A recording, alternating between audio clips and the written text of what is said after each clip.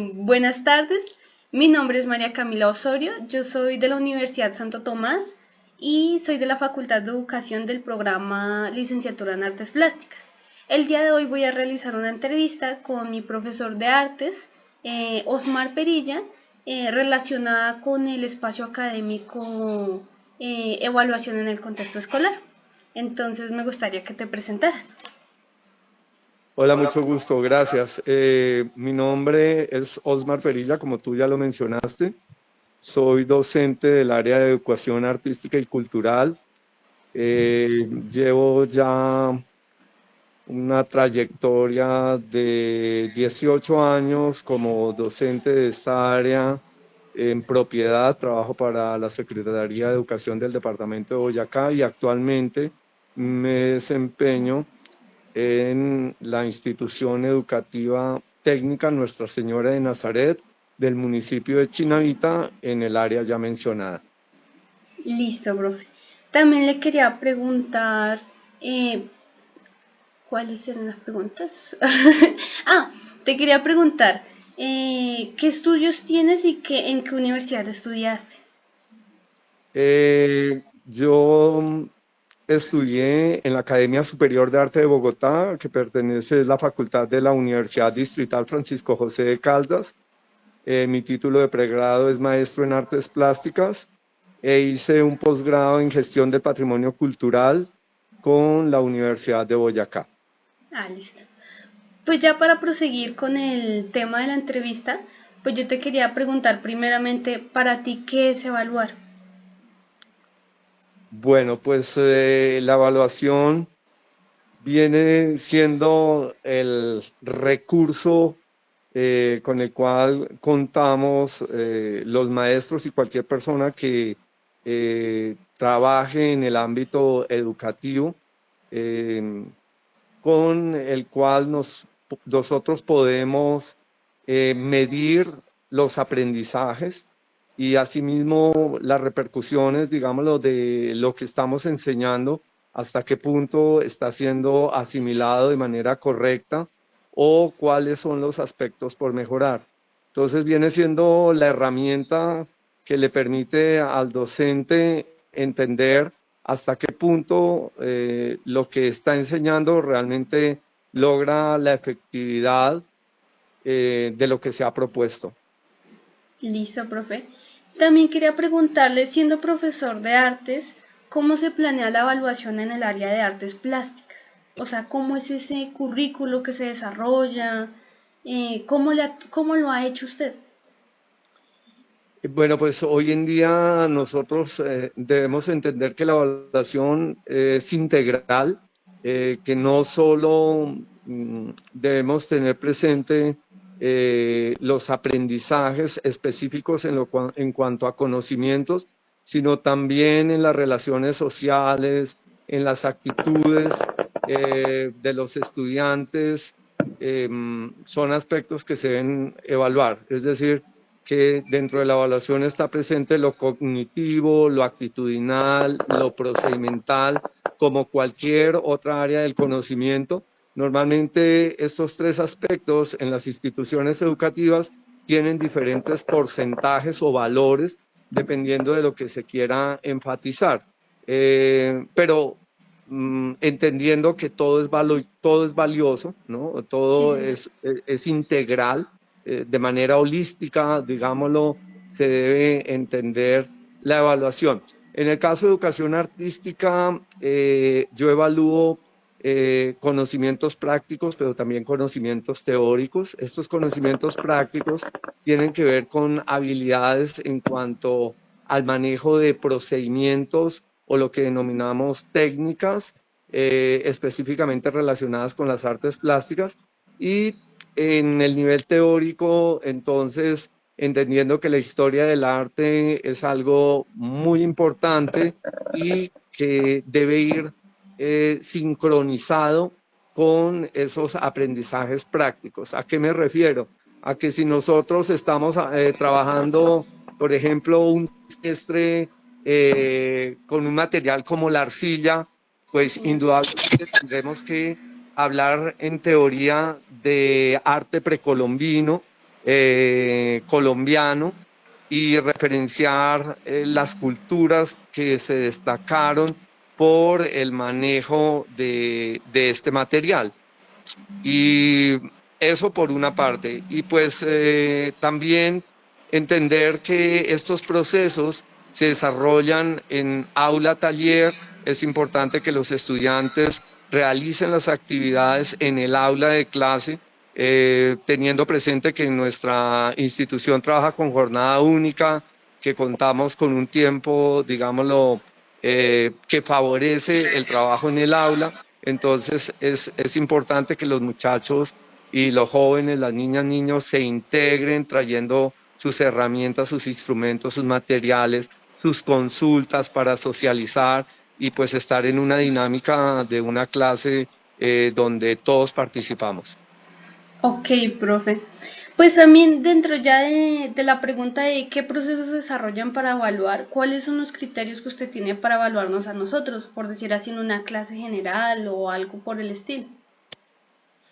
Sí, esos criterios dependen de los ejercicios que estemos desarrollando. Entonces, si la clase, como te digo, es netamente práctica, debo evaluar el hecho de que el estudiante asiste a clase con los instrumentos, ya sea con todos sus instrumentos o le falta algún instrumento o no trajo los instrumentos, pues esto se evalúa. Además de los resultados, entendiendo también que las capacidades eh, tienen unas características individuales. Lo importante es que los estudiantes sigan las recomendaciones generales que da el docente y lo que nos proponemos obtener como producto. Y como te digo, pues entendiendo que hay niños y niñas que quizás tienen mayores capacidades ya sean capacidades empáticas por el manejo de cierto material o habilidades innatas que le facilitan obtener resultados que se ajustan más a lo que se propone, pero sin desmeritar el resultado de niños que pronto tienen dificultades, pero que uno nota ese esfuerzo, uno nota esa dedicación y que el resultado también debe ser valorado de forma generosa, llamémoslo, pues obviamente que esto está mediado por notas, por números. Sin embargo, yo manejo algo particular y es que a veces los muchachos me dicen, punto positivo, punto negativo, porque normalmente manejo planillas donde registro una serie de puntos que me están indicando de qué manera está trabajando el estudiante y al final pues también vienen unas compensaciones reconociendo esos esfuerzos. En el caso de las clases teóricas, la socialización es clave, participando con los ejercicios de indagación y pues esto también conlleva un trabajo que va complementado con la parte audiovisual, donde observamos algunas imágenes que son diapositivas, que hay como una especie de retroalimentación y redondeo de información, y pues luego viene una evaluación escrita, tipo prueba saber. Estos recursos pues también son importantes dentro de la evaluación, también para medir un poco hasta qué punto los estudiantes en ese proceso de aprendizaje realmente están haciendo las cosas, ¿no? Pues porque un cuaderno puede haber una evidencia, digámoslo, de información, pero hasta qué punto están asimilando de manera correcta esa información. Entonces estas pruebas escritas también me permite a mí y les permite también a ellos, obviamente, como estudiantes, entender falencias o aciertos. Sí, profe, pues hablando precisamente de eso, también hay otra pregunta que se nos plantea y es, o sea, ¿qué seguimientos de mejoramiento se hacen a esos estudiantes que tienen dificultades en los desempeños? O sea, que presentan alguna que otra, pues, dificultad para expresarse, para interesarse. Sí, pues mira que se deben presentar también ejercicios de nivelación o de recuperación, donde los estudiantes tienen la oportunidad de realizar el ejercicio. En educación artística hay algo particular y es que todos somos capaces. Yo como Sí, principio señor.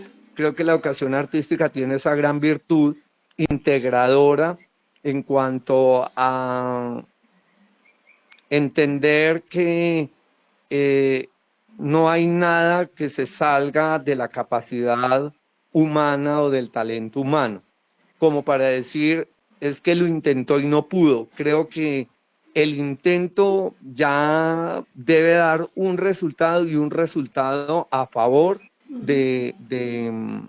del ejercicio que está desarrollando el estudiante. Mira que normalmente los estudiantes que obtienen notas bajas o desempeños bajos es porque no lo hacen. Ese es el gran reto hoy en día, digámoslo, y pues uno entiende que la escuela tiene mucho de vida obligada, es decir, así como hay personas que son empáticas para la matemática, hay otros que son empáticos para otras áreas del conocimiento, y es una vida obligada, me refiero a que hay áreas que las tengo que asumir sí o sí porque están dentro del currículum, pero no porque me agraden.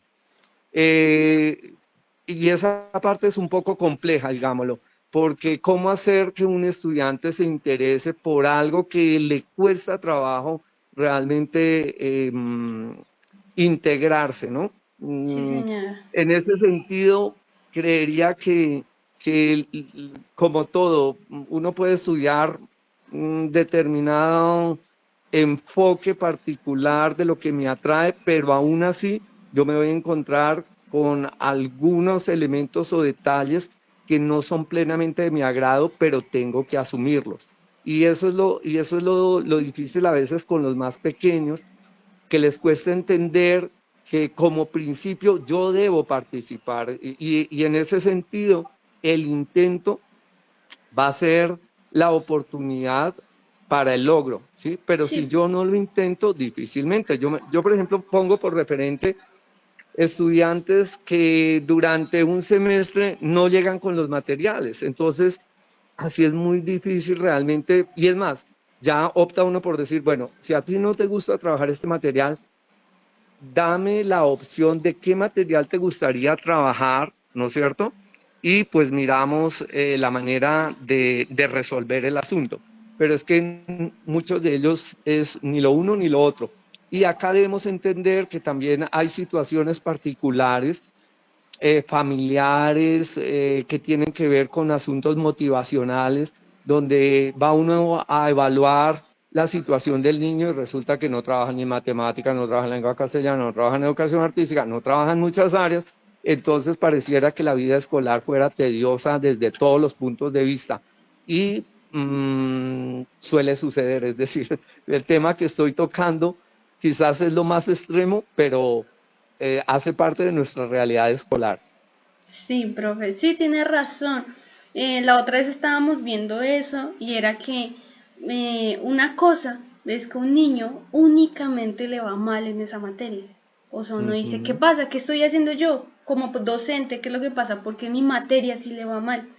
Pero cuando ujú, uno empieza a ver como esos indicios de que ya no solo es culpa del niño, o sea, no solo es que el niño es que no se le da la gana, sino qué está pasando en la casa, tiene más ujú. dificultades en otras asignaturas, o sea, y por eso también estamos hablando mucho del tema de lo de la evaluación, porque como tal existen esas diferentes definiciones de lo que es evaluar y por eso el niño se atemoriza. De eso Sí, trata más que todo el tema principal de la videoconferencia. Y es que eh, hay dos formas diferentes de ver la evaluación. Y es que la evaluación se utiliza como herramienta, pero también la evaluación se utiliza, perdón, como herramienta de medición y como herramienta de mejoración, de mejoramiento, perdón, sonó mal. ujú. O sea, eh, yo como estudiante nunca lo había visto de esa forma. Yo nunca había pensado yo siempre pensé, a mí se me evalúa porque sabe o porque no sabe y no se le evalúa para que mejore, para que vean que se está errando, o en qué está haciendo bien, no solo en qué está haciendo mal, sino qué hizo bien esta vez. Claro. Entonces, pues, entonces yo ya le quería, después de esto, pues preguntarle, ¿qué mejoraría como ese sistema de evaluación que intimida a los niños? O sea, que los hace sentir como yo no soy capaz, yo no estoy hecho para esto. Bueno, pues yo realmente, el sistema de evaluación posibilita que nosotros evaluemos de manera icónica y no con números. Y pues a mí me parece que cuando se asume los números como una forma de referenciar en un boletín de informes finales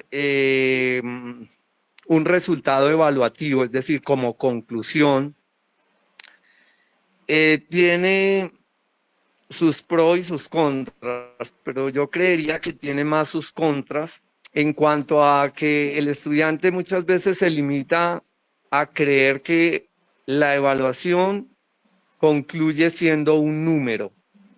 Y resulta que cuando nosotros hablamos que la evaluación es integral, son muchos los aspectos que están allí presentes, incluida la autoevaluación, ¿no? La Sí, señor. autoevaluación, donde el estudiante tiene también la oportunidad de hacer un ejercicio reflexivo, introspectivo, donde puede decir, efectivamente, mi compromiso fue bueno, me merezco una buena nota, o mi compromiso falló en esto, en esto, en esto, porque, fíjate, estamos concluyendo que debe tener una representación en nota. Yo te hablaba de puntos positivos, negativos, regulares, y esto viene siendo una forma icónica, pero una forma icónica, llamémosla personal, que finalmente debe transcribirse en una nota.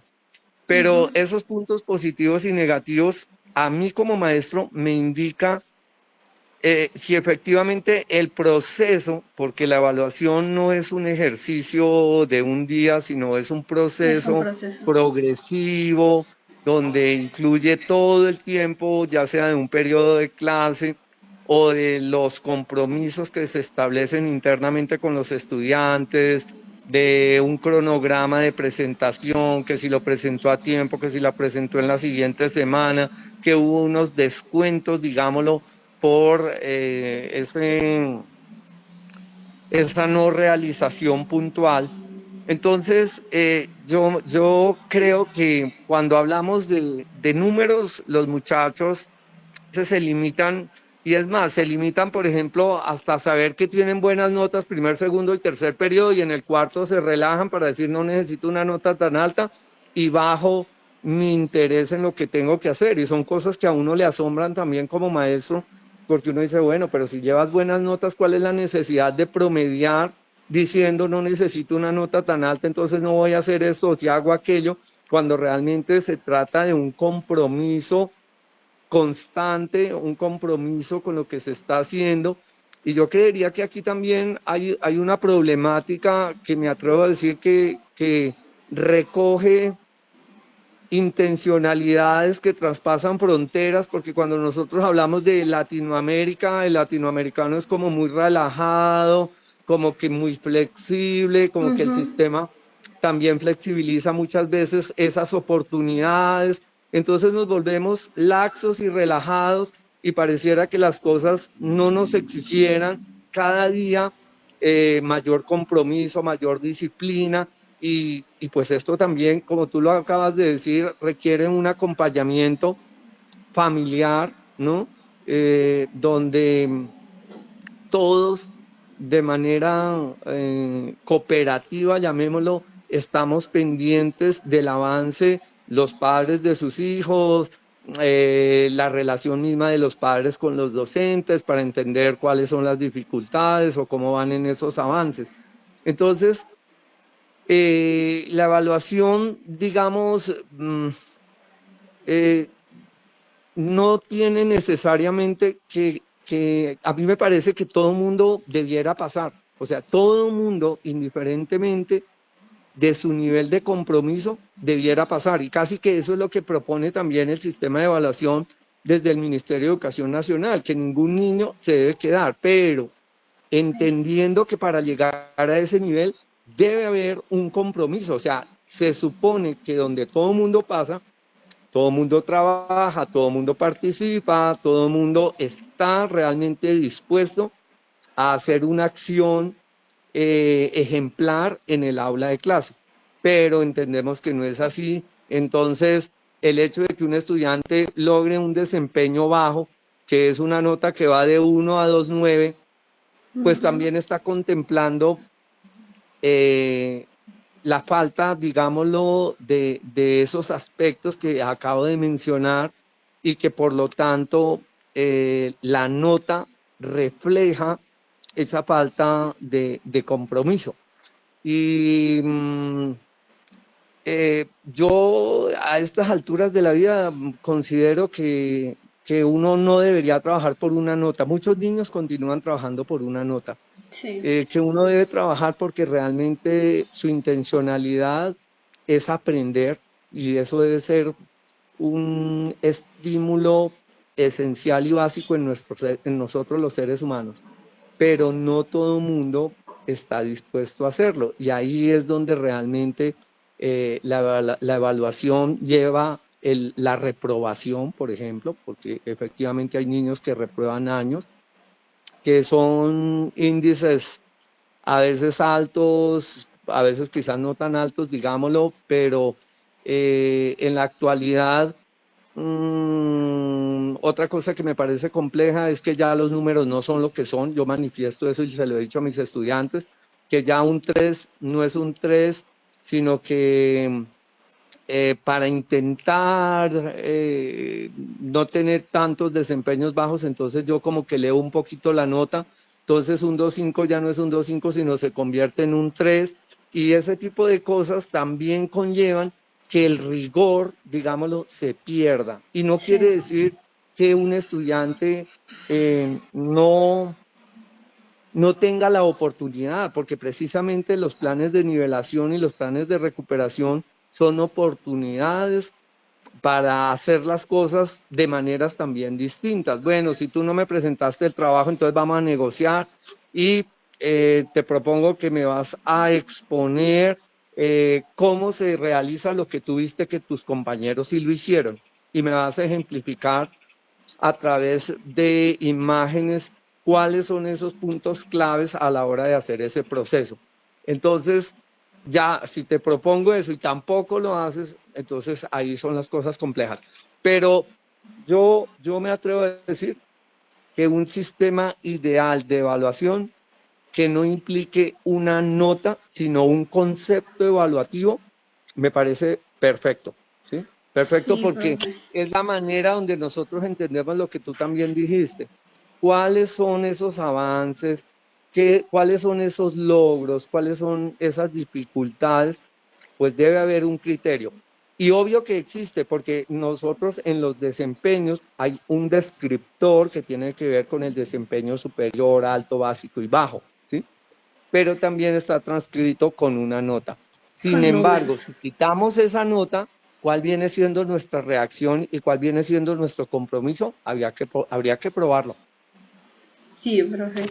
Pues es que ese es el inconveniente, que desde que somos muy pequeños se nos enseña a numerarnos, se nos enseña como ese condicionamiento positivo o negativo. Si yo soy una nota alta, yo estoy haciendo las cosas bien, si yo soy una nota baja, pero no se ve como ese trasfondo de la nota, qué hizo el niño, qué no hizo, y entonces cuando ya llegamos como a bachillerato, pasa lo que usted dice, que uno se preocupa es por la nota, uno se preocupa es por pasar, como por ese compromiso, pero de pasar la materia, y no como por ese compromiso de ganar las habilidades, de disfrutar la clase, de decir, yo estoy aquí por algo y no por pasar. Sí, claro. Y mira que en eso de las habilidades, pues específicamente el área de educación artística evalúa unas competencias que están relacionadas con lo comunicativo, lo estético y también las competencias reflexivas, obviamente. Mm, todo esto de alguna manera busca que el estudiante eh, eh, pues desarrolle sus capacidades al máximo, ¿no? Sin embargo, yo veo una gran desventaja también en nuestro sistema educativo y es que no está preparado para descubrir esas habilidades tempranas o esos talentos de manera temprana, de forma vocacional y además que tenga un énfasis en cuanto a tener la oportunidad de que estas áreas sean electivas. ¿A qué me refiero? A que Sí, si a mí señor. me gustan las artes, pues que yo pueda tener un énfasis en tiempo mayor que la que tienen el resto de estudiantes. Que si yo descubro tempranamente que lo mío es las matemáticas, que yo pueda tener un énfasis en tiempo superior a aquel que no le interesa tanto las matemáticas, ¿sí? Ujú. Entonces, creo que desde ese punto de vista, esa vida obligada de la que mencionaba inicialmente, crea también como un bloqueo para los estudiantes en poder desarrollar esas habilidades que ellos consideran que deben ser más potenciadas y que el sistema rigurosamente sí o sí para todos es el mismo tiempo, para todos Sí. la misma A intensidad y todos se miden con la misma regla. no da esa posibilidad. Digamos que hay cosas que se escapan de ello y es cuando los docentes nos integramos en iniciativas o en proyectos de aprovechamiento de tiempo libre o en contrajornada, donde muchos docentes ya de manera generosa, digamos, le dan apertura a que se aproximen estudiantes y se integren a proyectos que ellos lideran y que de esta manera pues también efectivamente se acercan porque es su motivación y no porque alguien les está obligando a permanecer en ello. Sí, señor, sí tiene razón. Ese es un problema que a veces uno no contempla las habilidades que uno tiene. ¿Por qué? Porque como a uno se le facilitan, como uno las disfruta, tú no te das cuenta, por decir así, que tú eres bueno en matemáticas. Tú nomás dices, "Ah, no, es que matemáticas es fácil". Y no realmente que uno posee la habilidad, no es que artes es fácil, no, es que uno posee esa habilidad. Y muchas veces la gente dice, no, es que yo como soy malo, yo conozco una persona que tiene, es una persona cercana a mí, que dice que como es malo en matemáticas, que no es inteligente, que no es inteligente porque, y es una persona que es muy habilidosa en el inglés, es muy habilidosa en la escritura, en la lectura, en la comprensión, en la sensibilidad, pero no, como no es bueno en matemáticas, es bruto. Y uno se engloba mucho y se encasilla mucho en lo que no puede hacer y no en lo que sí sabe hacer. Sí, pues afortunadamente hoy en día somos conscientes de que existen las inteligencias múltiples y que también hay, por ejemplo, en el caso de educación artística, que estaba y los talentos artísticos dentro de esos diferentes campos de acción, de la música, de la danza, el teatro, las artes plásticas, eh, el hablar, por ejemplo, que la persona es talentosa, ¿no? Y como si el talento fuera algo especial, pero apartado de del concepto que tú has denominado, que es la inteligencia. Y Ujú. resulta que la inteligencia creativa es algo transversal a todas las áreas del conocimiento. O sea, ¿qué sería de un médico si no es una persona también creativa para resolver un caso particular? ¿O qué sería de un abogado si también no es creativo a la hora de defender un caso? Sí. Entonces, desde este punto de vista, creo que se ha hecho mm, también, entre comillas, justicia con áreas que se considera que las cosas tienen que ver más como con una habilidad, pero como si la capacidad intelectual, hablando desde la inteligencia, no estuviera presente. Entonces, conceptos como inteligencia creativa hoy en día hacen parte de la educación artística y donde hablamos de ello y está implícita dentro de las concepciones que los maestros mismos ya estamos en defensa, llamémoslo, y también conscientes de que es de esta manera, pero todo depende también cómo tú guíes las cosas. ¿A qué me refiero? Que si tú enseñas procesos donde tú manejas cosas repetitivas, que no le das la oportunidad al estudiante de proponer, pues lógicamente que acá estamos careciendo de esa inteligencia creativa. Yo tuve la oportunidad de hace poco tomar una licencia donde me ausenté de clase y cuando retorné, pues los compañeros de otras áreas tuvieron que asumir las horas en que me reemplazaron y Sí. pues encuentra uno que por ejemplo, y muchos se deslumbran, ¡ay, qué tan bonito! Y pues a mí también me parece bonito. Desde el concepto de lo bonito es válido, donde los mismos, el estudiante de la lista, del primero hasta el último, todos haciendo el mismo esquema o todos repitiendo exactamente la misma figura. Entonces, este tipo de cosas y este tipo de concepciones, pues no le dan la oportunidad al estudiante de proponer, y acá si no pudiésemos hablar nosotros de inteligencia creativa. Entonces, desde ese punto de vista, eh, creo que la educación artística debe privilegiar la oportunidad donde el estudiante, si bien yo doy un ejemplo, no es para que todo el mundo lo haga de la misma manera, sino usted va a proponer una solución diferente. ¿Cómo lo va a hacer? Bueno, eso depende de tu creatividad y eso depende de tu capacidad intelectual también para resolver un problema. Sí, profe. Sí, usted habla más que todo de la integralidad de ese tipo de inteligencias. Y es que hoy en día, o sea, yo admito que hoy en día se habla más de ese tema que antes, que existen diferentes tipos de inteligencia. Y no significa que es que uno va a descartar una o va simplemente a utilizar, no, es integrarlas todas en el quehacer. Sí, y como usted decía, ¿qué hace un médico sin creatividad o qué hace un médico sin ética? ¿Qué pasa con esos demás Exactamente, aspectos? claro. Ok, profe. Y bueno, yo le agradezco mucho, muchísimo, de verdad, por ayudarme, por estar aquí conmigo, por aceptarme la entrevista. Y pues ya quería concluir con la última pregunta, pues ya para que finalicemos. Y era más que todo englobar de todo este tema que hemos hablado. Y es que para usted, ¿qué diferencia hay entre evaluar el aprendizaje y evaluar para el aprendizaje? Bueno, pues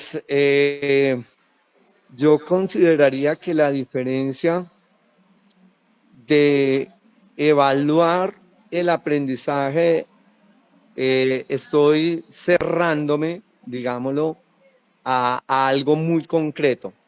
Y evaluar para el aprendizaje, creería que hay una proyección de apertura donde uno como docente tiene un desafío también para entender hasta dónde van las capacidades del Profe, estudiante. perdona, estoy tapando la cámara.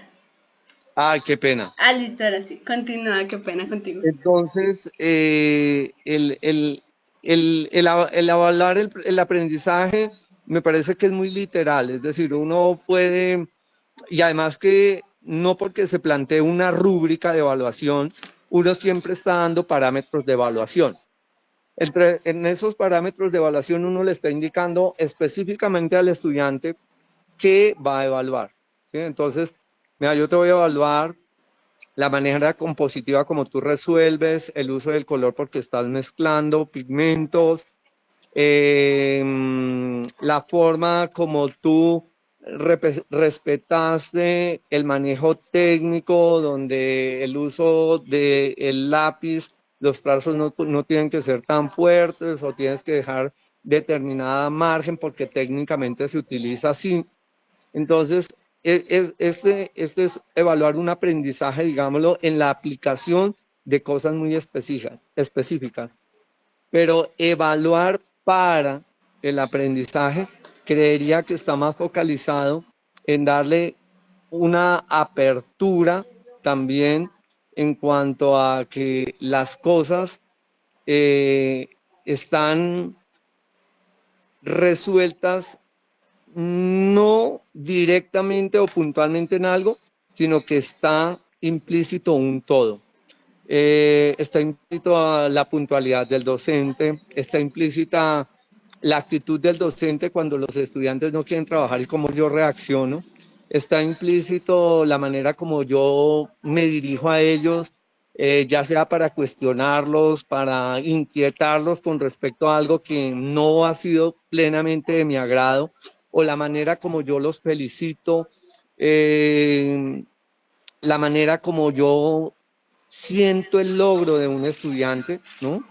A mí bien, hay algo en especial, y es que cuando yo veo estudiantes que son muy talentosos, yo quisiera, y es más, yo abiertamente se lo digo a los estudiantes, le digo, usted es un privilegiado, tiene cosas realmente extraordinarias que no todo el mundo las poseemos, pero que tiene que saber también explotar ese talento, tiene que saber sacarle partido a ese talento. Entonces, creería que la diferencia que marca lo uno y lo otro en medio de lo que he mencionado, evaluar el aprendizaje está muy cerrado, digámoslo, a cosas muy precisas, y evaluar para el aprendizaje está más abierto en cuanto a toda la dimensión de lo humano, toda la dimensión de aún de las situaciones particulares que puede vivir un estudiante, ¿no es cierto? Muchas cosas a veces uno las ignora, cuando uno se entera de X situación, a veces uno como que se siente desarmado y siente que lo que uno enseña no tiene mayor trascendencia para las cosas o las situaciones particulares que vive una persona y que emocionalmente pueden ser abrumadoras y que ni siquiera una, no habrá, digámoslo, una clase que pueda llegar a sobreponer situaciones dolorosas o tristes de la vida particular de un niño y una niña. Entonces, frente a eso, eh, evaluar el aprendizaje, algo muy preciso, riguroso, cerrado, y evaluar para el aprendizaje tiene una apertura, tiene un nivel más flexible, tiene una dimensión donde nos abrimos, qué sé yo, a entender que tenemos que ser flexibles, negociar cosas, lo entendería desde ese punto de vista. Sí, señor. Sí, profe.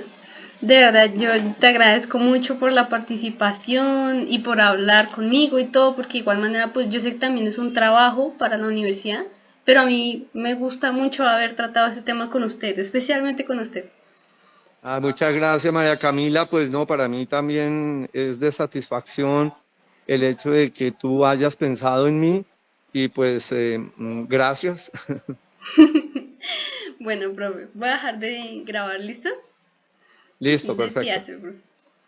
Bueno, entonces...